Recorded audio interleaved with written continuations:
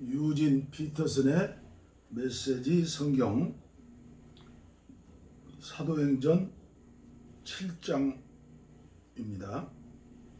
성령 충만한 스데반. 그때 대제사장이 말했다. 내 자신을 변호할 말이 있느냐? 스데반이 대답했다. 친구 여러분, 아버지와 형제 여러분, 우리 조상 아브라함이 하란으로 이주하기 전 아직 메소포타미아에 있을 때 영광의 하나님이 그에게 나타나서 말씀하셨습니다. 내 고향과 가족을 떠나 내가 내게 보여줄 땅으로 가거라.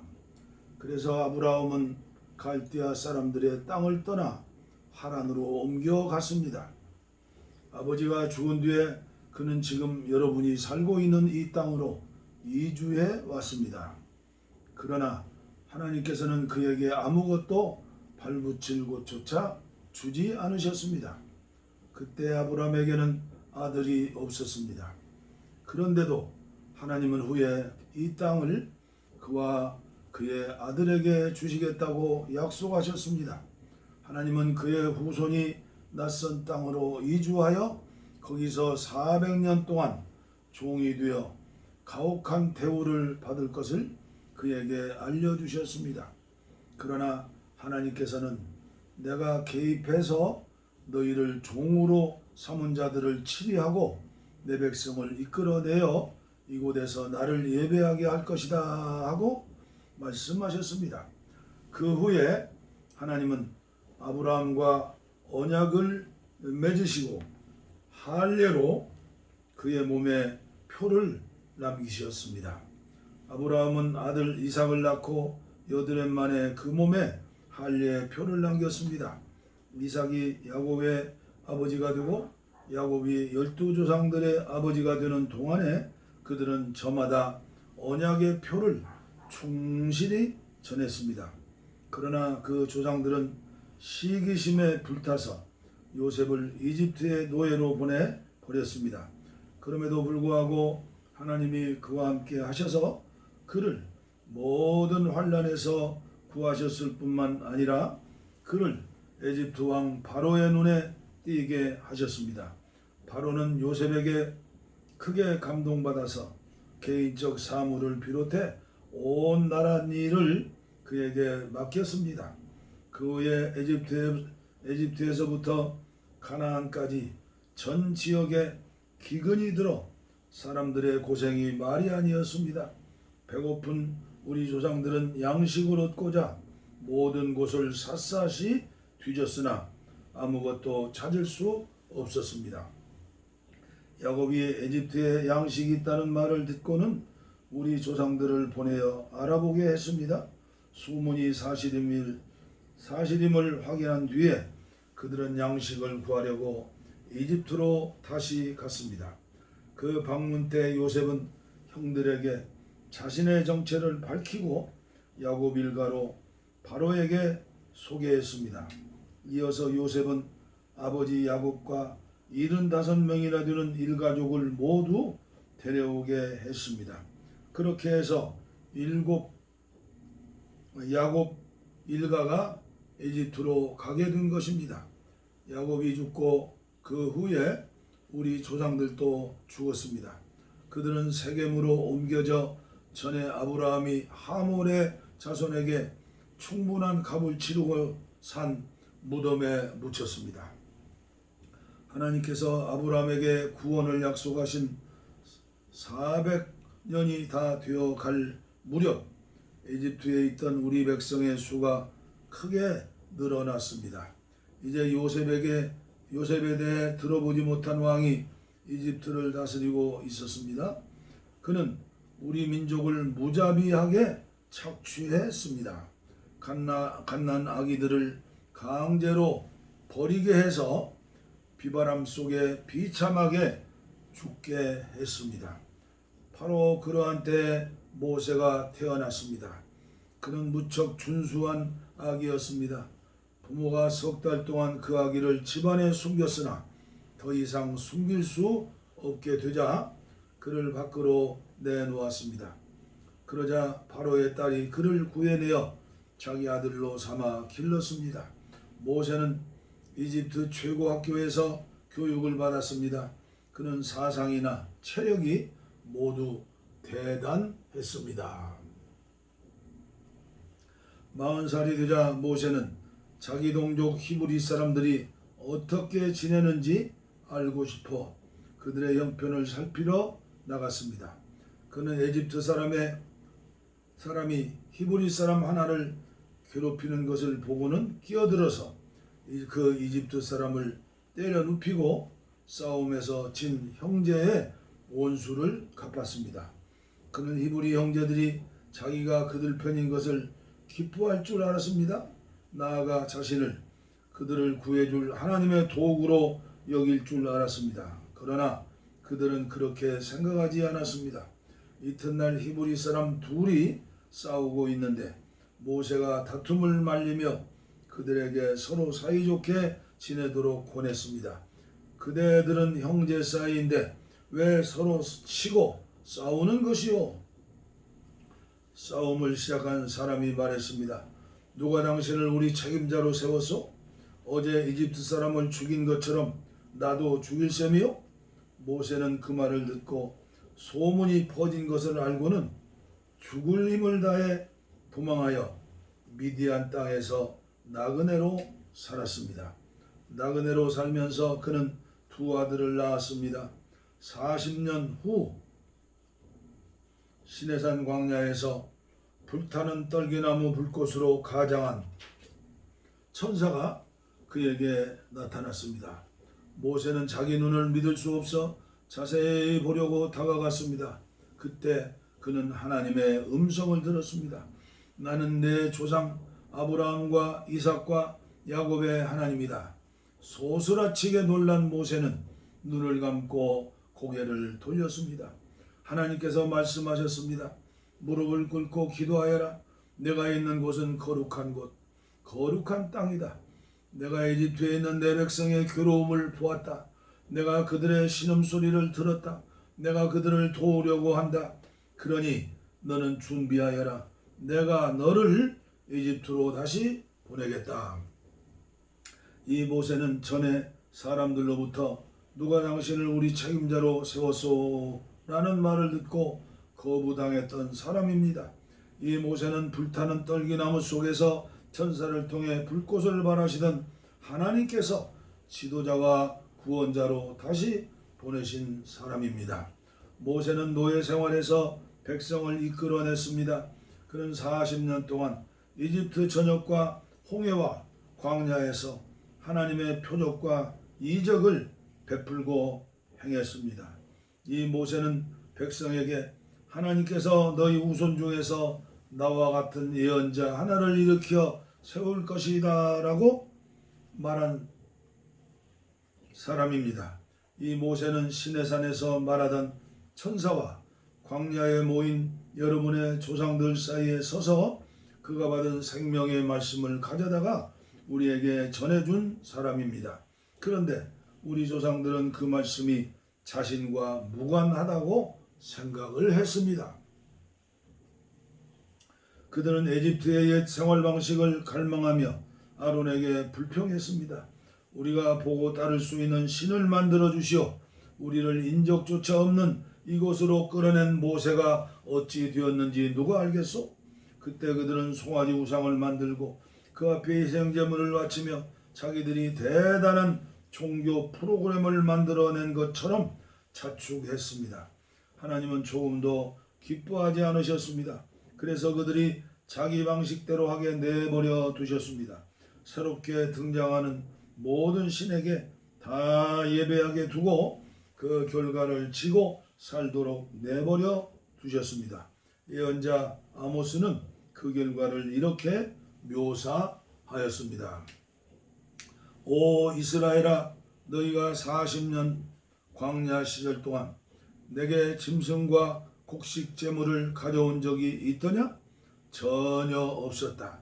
너희는 전쟁의 신 음란의 여신에게 산당을 지어 주느라 힘을 다해 그들을 예배하느라 너무 바빴다.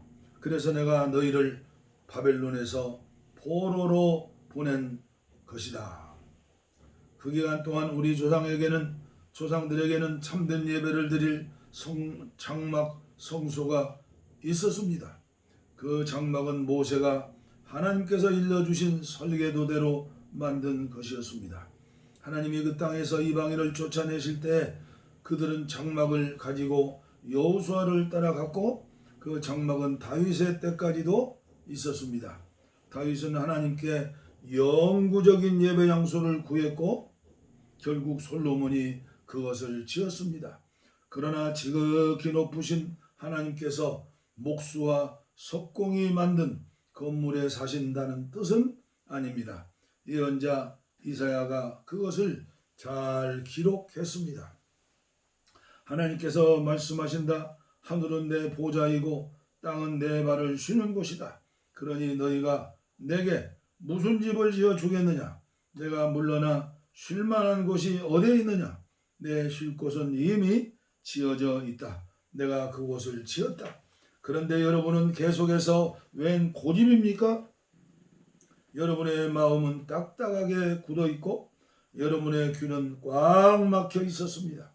성령을 고의로 무시하니 여러분은 여러분의 조상들과 다를 바 없습니다. 예언자들 가운데 그 같은 대우를 받지 않은 사람이 일찍이 있었습니까?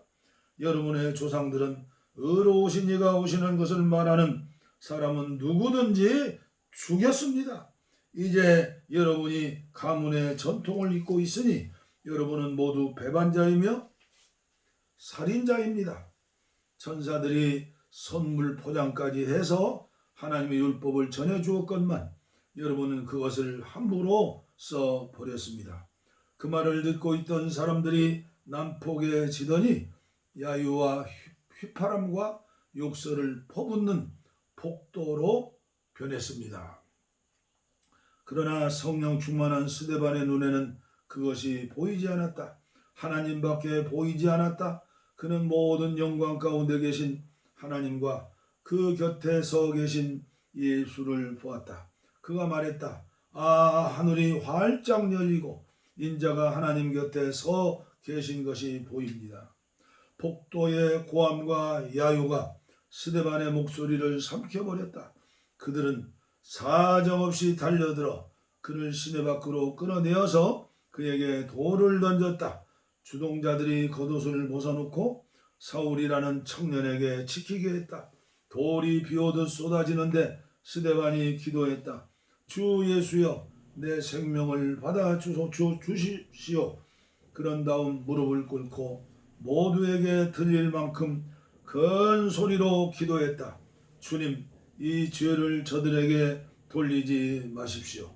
이것이 그의 마지막 말이었다. 그리고 그는 숨을 거두었다. 사울이 바로 그 자리에 있었다. 그는 살인자들에게 축하의 말을 건넸다. 사도행전 8장 마술사 시몬. 이 일을 계기로 예루살렘 교회에 무서운 박해가 시작되었다. 믿는 사람들이 모두 유다와 사마리아 전역으로 흩어졌다. 사도들만 빼놓고는 모두 흩어졌다. 선하고 용감한 사람들이 스데반을 묻고 엄숙하게 장례를 치러주었다. 그날 많은 이들의 눈에 눈물이 마르지 않았다. 몹시 사나워진 사울은 교회를 초토화했다.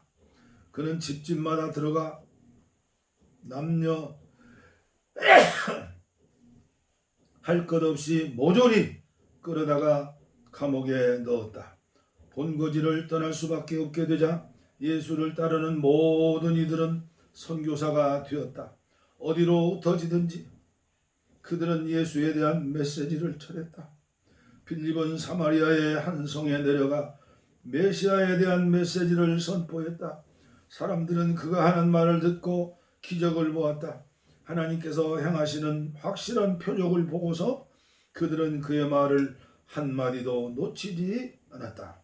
일어서지도 걷지도 못하던 많은 사람들이 그날 고침을 받았다. 악한 귀신들이 쫓겨나면서 큰 소리로 대들었다.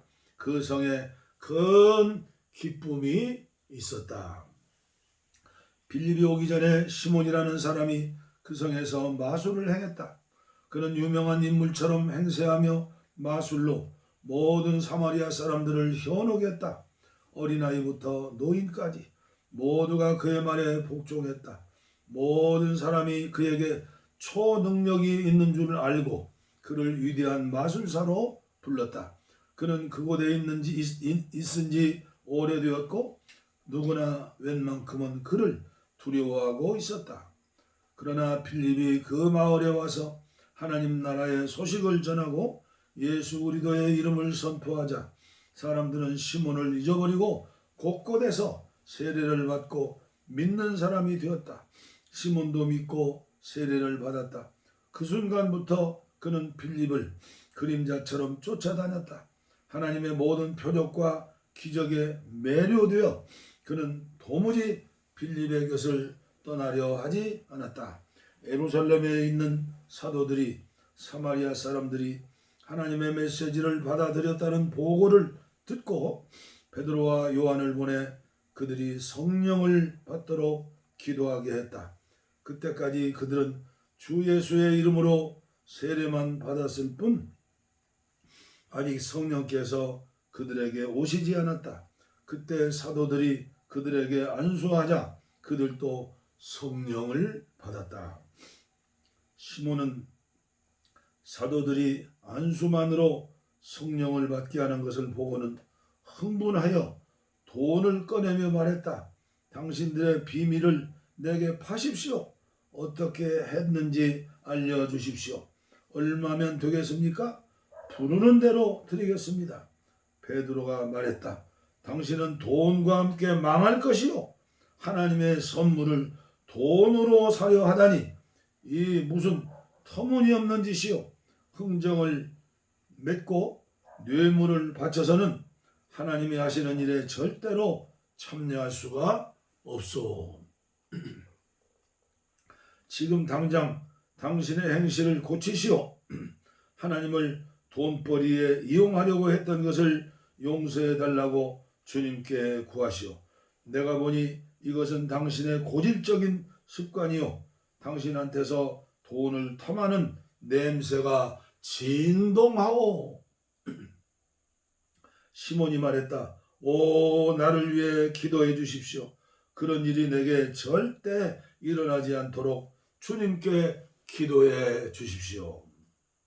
그 말을 끝으로 두 사도는 길을 떠나 하나님의 구원 메시지를 계속해서 증거하고 널리 알렸다. 예루살렘으로 돌아가는 길에도 지나가는 사마리아의 마을마다 메시지를 전했다. 에디오피아 네시. 그 후에 하나님의 천사가 빌립에게 말했다. 오늘 정오에 예루살렘에서 가사로 내려가는 광야길로 걸어가거라. 그는 서둘러 움직였다. 그는 길을 가던 에디오피아 네시를 만났다. 그 네시는 에디오피아 여왕 간닥의 제모 대신으로 예루살렘으로 순례를 왔다가 에디오피아로 돌아가는 길이었다. 그는 마차를 타고 가며 예언자 이사야의 글을 읽고 있었다. 성령께서 빌립에게 말씀하셨다. 마차에 올라타거라. 빌립은 옆으로 달려가 네시가 이사야서를 읽는 소리를 듣고 이렇게 물었다. 읽는 것이 이해가 됩니까? 네시가 대답했다. 도와주는 사람이 없는데 어찌 이해가 되겠습니까? 그러고는 마차 안으로 빌립을 청했다. 그가 읽고 있던 구절은 다음과 같았다. 도살당하러 끌려가는 양처럼 털 깎이는 어린 양처럼 잠잠히 그는 아무 말도 없었다. 공정한 재판도 없이 조롱과 멸시를 당했다. 그가 이 땅에서 격리되었으니 이제 누가 그를 자기 백성으로 여기겠는가? 네시가 말했다. 말해주시오. 예언자가 지금 누구 얘기를 하는 것입니까? 그 자신입니까? 아니면 다른 사람입니까? 빌립은 그 기회를 놓치지 않고 그 구절을 본문 삼아 네시에게 예수를 전했다. 계속해서 길을 가다가 그들은 냇가에 이르렀다. 네시가 말했다. 여기 물이 있습니다. 내가 세례를 받지 못할 까닭이 무엇이겠습니까? 그는 마차를 멈추게 했다. 두 사람은 물로 내려갔고 빌립은 그 자리에서 그에게 세례를 주었다. 그들이 물에서 올라올 때 하나님의 영이 갑자기 빌립을 데려가셨다. 그 후로 내시는 빌립을 보지 못했다. 그러나 그는 개의치 않았다. 그는 애초에 얻으려던 것을 얻었고 더없이 행복한 마음으로 길을 갈 수 있었다. 빌립은 아소도에 나타나 북쪽으로 계속 올라가면서 그 길을 따라 있는 모든 마을에 메시지를 전했다. 그는 마침내 가이사랴에 도착하였다. 사도행전 9장. 눈먼 사울. 그동안 사울은 주님의 제자들을 죽이려고 바싹 추적하고 있었다. 그는 대제사장에 가서 다마스쿠스에 여러 회당에 가져갈 체포영장을 받았다. 거기에 이 도 따르는 사람을 찾으면 남녀를 물론하고 체포해서 예루살렘으로 데려오려는 것이었다. 그는 길을 떠났다. 그는 다마스쿠스 외곽에 이르렀을 때 갑자기 눈부시게 환한 빛 때문에 앞이 잘 보이지 않았다. 그가 바닥에 쓰러졌는데 한 음성이 들렸다. 사울아, 사울아, 왜 나를 내치려고 하느냐? 그가 말했다. 주님, 누구십니까? 나는 내가 핍박하는 예수다. 너는 일어나 성 안으로 들어가거라. 내가 무엇을 해야 할지 말해줄 사람이 거기 있다. 그의 일행은 놀라서 말도 못하고 서 있었다. 그들은 소리는 들었으나 아무도 보지 못했다. 바닥에서 몸을 일으킨 사울은 자신의 눈이 완전히 먼 것을 알았다. 일행이 그의 손을 잡고 다마스쿠스로 데리고 돌아갔다. 그는 사흘 동안 눈이 먼 채로 있었다. 그는 아무것도 먹지 못하고 아무것도 마시지 못했다. 다마스쿠스에 아나니아라는 제자가 있었다. 주께서 환상 가운데 그에게 말씀하셨다. 아나니아야. 예, 주님. 그가 대답했다. 일어나서 곧은 길로 가거라. 유다의 집에서 5 사람 사울을 찾아라. 그가 거기서 기도하고 있다. 그가 방금 아나니아라는 사람의 집에 들어와서 자기에게 안수하여 다시 보게 하는 꿈을 꾸었다. 아나니아가 항의했다. 주님, 진심이 아니시겠죠? 모두가 이 사람이 여태까지 행한 끔찍한 일들과 예루살렘에 있는 주님의 백성에게 저지른 만행에 대해 말하고 있습니다. 이제 그는 우리에게도 똑같이 할 수 있는 고난이 적힌 문서를 대제사장한테서 받아서 여기 나타난 것입니다. 그러자 주님이 말씀하셨다. 이유를 묻지 말고 가거라. 내가 그를 이방인과 왕과 유대인들 앞에 세울 나의 대리인으로 뽑았다. 이제 나는 장차 그가 당할 일, 곧 이 일에 따르는 혹독한 고난을 그에게 보여줄 것이다. 아나니아가 그 집을 찾아가서 눈이 먼 사울에게 안수하고 말했다. 사울 형제여, 당신이 여기 오는 길에 피웠던 주님이신 예수께서 당신이 다시 보고 성령으로 충만해지도록 나를 보내셨습니다. 그의 입에서 말이 떨어지자마자 사울의 눈에서 비늘 같은 것이 떨어졌다. 사울은 다시 보게 되었다.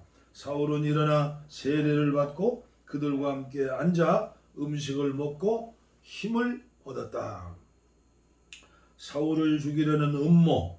사울은 다마스쿠스에 있는 형제들과 며칠을 보내며 친해졌다. 그 후 사울은 한시도 허비하지 않고 곧바로 일을 시작했다. 사울은 여러 회당에서 예수가 하나님의 아들이심을 전했다. 사람들은 예기치 못한 그의 말에 놀라서 그를 믿어야 할지 분간이 서지 않아 이렇게 되뇌었다. 이 사람은 예루살렘에서 믿는 이들을 파멸시키던 자가 아닌가? 그가 여기에서 온 것도 똑같은 일을 하려고 온 것이 아닌가? 우리를 체포하고 예루살렘 감옥으로 끌고 와서 대제사장들의 판결을 받게 하려는 것일 텐데. 그러나 그들의 의심에도 불구하고 사울은 한순간도 주춤하지 않았다. 오히려 그는 더욱 힘을 얻어 반대 세력을 정면 돌파해 갔다. 그는 다마스쿠스의 유대인들의 의심을 누그러뜨리면서 예수가 메시아임을 그들에게 힘써 증명했다. 긴 시간이 흐른 후에 몇몇 유대인들이 그를 죽이기로 모의했으나 그 말이 사울의 귀에 들어갔다. 유대인들은 그를 죽이려고 불철주야 성문을 감시하고 있었다. 그러던 어느 날 밤에 제자들이 그를 광주리에 담아 벽으로 달아 내려 탈출시켰다. 사울은 예루살렘으로 돌아와 제자들의 무리에 들려고 했으나 모두가 그를 두려워했다. 그들은 사울을 조금도 믿지 않았다. 그때 바나바가 그를 감싸주었다. 바나바는 사도들에게 사울을 소개하며 그를 옹호했다. 사울이 다마스쿠스 길에서 어떻게 주님을 만나 그분과 대화했는지, 다마스쿠스 현지에서 어떻게 목숨을 걸고 예수의 이름을 담대히 전했는지 사도들에게 말해주었다. 그 후로 사울은 그들 가운데 하나로 받아들여져 아무 의혹도 사지 않고 예루살렘에 드나들며 제약 없이 주님의 이름으로 전했다. 그러나 그는 그리스말을 하는 유대인 무리와 부딪히며 그들과 이딴 논쟁을 벌였다. 그들은 사울을 죽이려는 음모를 꾸몄다. 그러나 그의 동료들이 그 음모를 알고 그를 성 밖으로 빼돌려 가이사라로 데려갔다. 거기서 그를 배에 태워 다소로 보냈다. 그 후에 사태가 진정되고 교회는 한동안 순항했다. 유다와 사마리아, 갈릴리 등 모든 지역에서 교회가 성장했다.